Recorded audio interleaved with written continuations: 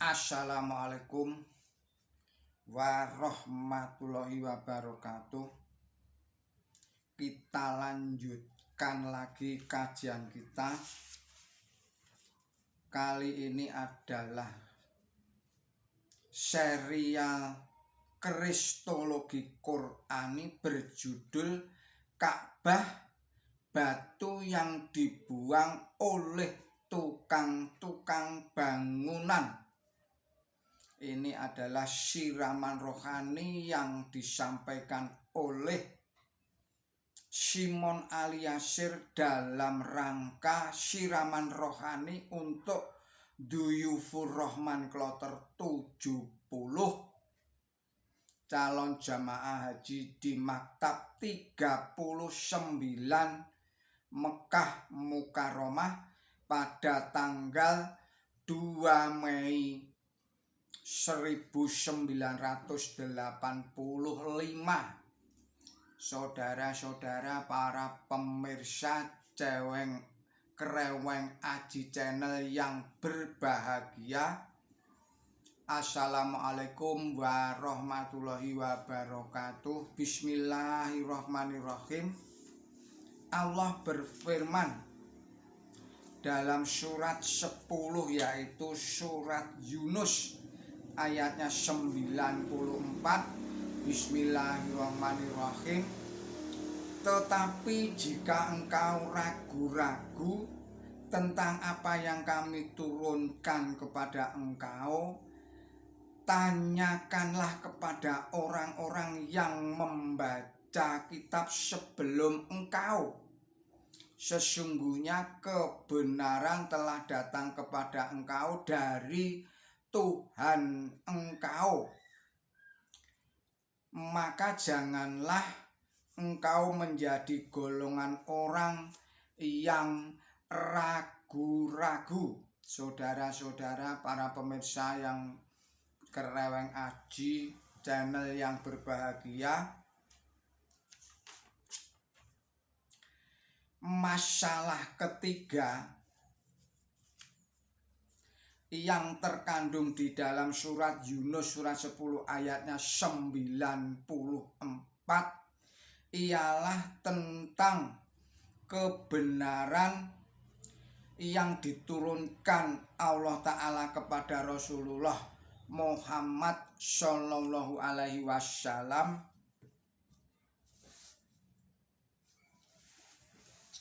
Jika dibaca secara keseluruhan, ayat suci tersebut mengandung petunjuk bahwa semua aspek ajaran Islam merupakan kebenaran dari Allah Ta'ala yang kebenarannya dapat diuji oleh kitab suci yang terdahulu atau telah disaksikan oleh kitab suci terdahulu. Karena adanya hubungan antara Al-Quran dengan kitab suci sebelumnya, misalnya tentang Ka'bah yang menjadi pusat manasik haji yang akan dilakukan. Banyak sekali ayat kitab suci terdahulu yang menubuatkan tentang Ka'bah yang menjadi kiblatnya umat Islam. Antara lain di dalam kitab Jabur atau kitab Mazmur yang berbunyi, batu yang dibuang oleh tukang-tukang bangunan telah menjadi batu penjuru. Hal itu terjadi dari pihak Tuhan. Suatu perbuatan ajaib di mata kita. Inilah hari yang dijadikan oleh Tuhan. Marilah kita bersorak-sorak dan bersukacita karenanya. Kami memberkati kamu dari dalam rumah Tuhan. Tuhanlah Allah. Dia menerangi kita ikatkanlah korban hari raya itu dengan tali syukur kepadamu, Allahku. Aku hendak meninggalkan Engkau. Kitab Mazmur pasal 118 ayatnya 22 sampai dengan ayat 28. Saudara-saudara, para pemirsa Kereweng Aji Channel yang berbahagia, yang dimaksud batu yang dibuang oleh tukang-tukang bangunan telah menjadi batu penjuru adalah Ka'bah di Masjidil Haram yang menjadi kiblatnya umat Islam. Yang tatkala penetapan kiblat itu terjadi, tukang-tukang bertanya, apakah gerangan yang membelokkan mereka dari kiblat mereka yang telah mereka punyai. Surat Al-Baqarah surat 2 ayatnya 142. Jadi tukang-tukang bangunan itu ialah orang-orang bodoh di antara manusia. Surat Al-Baqarah 142, atau orang-orang yang memperbodoh diri sendiri yang telah meninggalkan agama Ibrahim, yang mengatakan bahwa Ibrahim adalah orang Yahudi atau Kristen. Surat Al-Baqarah ayat 140. Yang terakhir yakni mereka yang mengaku sebagai orang Kristen. Surat 5 surat Al-Maidah ayat 114 berpegang pada penjelasan Petrus di dalam atau di hadapan majelis Mahkamah Agama Yahudi yang kemudian pada tahun 80 Masehi ditulis oleh Lukas sebagai berikut. Yesus Mesias itu adalah orang yang dimaksudkan di dalam kitab suci sebagai batu yang dibuang oleh tukang-tukang bangunan dan menjadi batu penjuru. Keselamatan tidak terdapat di dalam Dia. Di kolong langit ini tidak ada nama lain yang dapat disebut oleh manusia untuk memperoleh keselamatan. Kitab Kisah Rasul-Rasul pasal 4 ayat 11 sampai dengan ayat 12. Ini suatu penyelewengan yang di dalam Quran suci disebut sebagai tahrif atau pengubahan firman. Surat Al-Baqarah ayatnya 75, batu yang dibuang oleh tukang-tukang bangunan bukanlah Yesus Kristus alaihissalam. Buktinya, Yesus Kristus alaihissalam tidak mendakwahkan demikian. Jika dipribadikan, dia ialah Nabi suci Muhammad Shallallahu Alaihi Wasallam.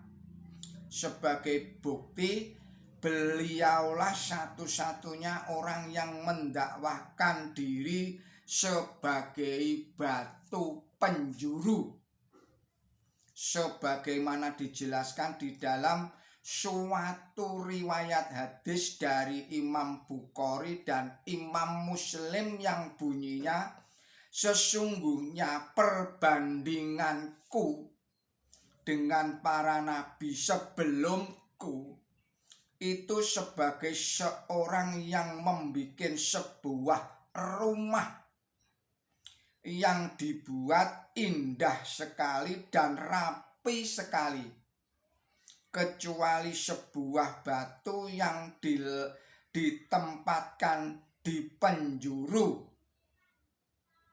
Maka orang-orang pun mulailah berjalan mengelilingi rumah itu dengan takjub karena mereka berkata, "Mengapa batu ini tidak ditempatkan?"